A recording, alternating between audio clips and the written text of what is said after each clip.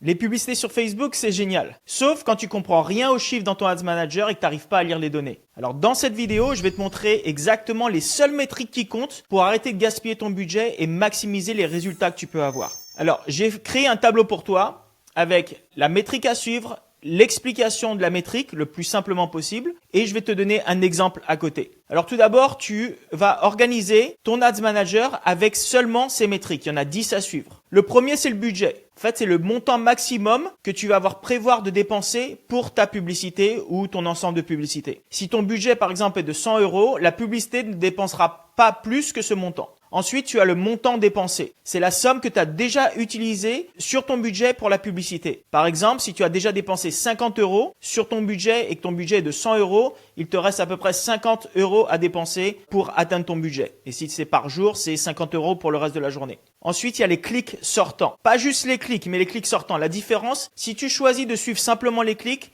c'est n'importe quel clic sur ta publicité. Donc, s'il agrandit l'image, si celui qui regarde la publicité, il veut voir la vidéo en plus grand, s'il veut lire les commentaires, tout ça, ça compte pas comme un clic. Mais c'est pas ça qui nous intéresse. Ce qui nous intéresse, c'est les clics sortants. C'est-à-dire quand il clique sur la publicité pour aller sur ton site web. C'est ça qui compte et c'est ça qu'on veut suivre. Ok? Donc, c'est le nombre de personnes ayant cliqué sur ta publicité pour visiter un site ou une page externe. Par exemple, ta publicité obtient 100 clics sortants. Ça veut dire que tu as eu 100 visites vers ton site web. Ensuite, il y a le CTR des liens sortants. Okay, c'est le pourcentage de personnes ayant vu ta pub qui ont cliqué sur la pub pour aller sur ton site web directement. Donc, on va dire que tu as eu 1000 impressions et tu as fait 10 clics. Ça veut dire que le CTR, il est de 1%. C'est-à-dire que sur les 1000 personnes qui ont vu ta publicité, tu as eu 10 clics, 1% des personnes qui ont vu ta pub ont cliqué sur le lien pour aller sur ton website. Ensuite, tu as le coût par clic sortant. C'est le coût moyen que tu as payé pour chaque clic sortant vers ton website. Okay? En gros, si tu dépenses 10 € et que tu as eu 10 clics, ton CPC sortant, il est de 1 € par clic.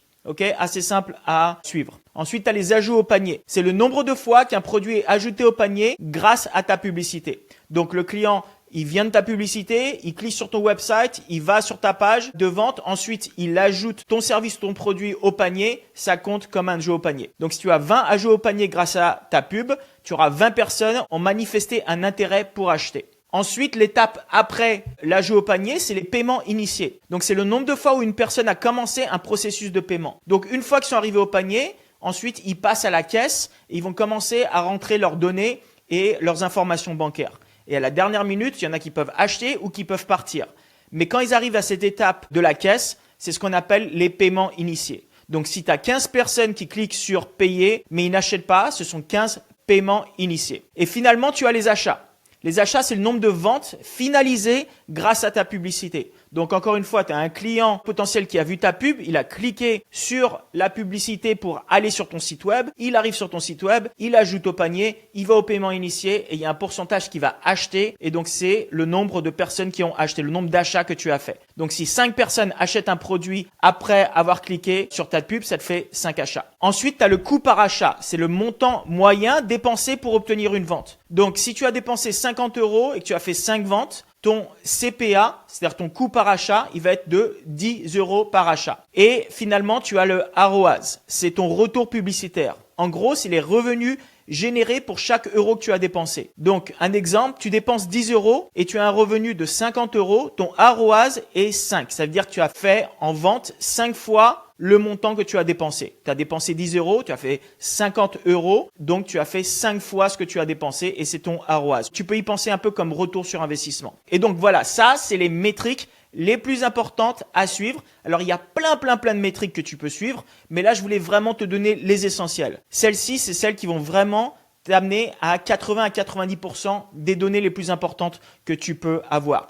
Ensuite, une fois que tu connais bien le marketing et que tu es bien plus avancé, tu peux commencer à suivre d'autres données. Mais pour l'instant, je veux vraiment te donner les données les plus simples et les plus importantes à suivre pour que tu sois capable de prendre des décisions intelligentes et pas émotionnelles. Alors, dans la prochaine vidéo, je vais te montrer comment organiser ces données à l'intérieur de ton Ads Manager pour que tu puisses bien les lire dès que tu arrives sur ton Ads Manager. Si tu veux le Google Doc dans lequel je t'explique exactement ce que veulent dire les métriques à suivre dans le Meta Ads Manager, les 10 plus importantes, leur explication, l'exemple qui va avec et aussi comment organiser ces métriques dans l'ordre à l'intérieur de ton Facebook Ads Manager. Regarde dans ma description et tu verras le lien du dossier.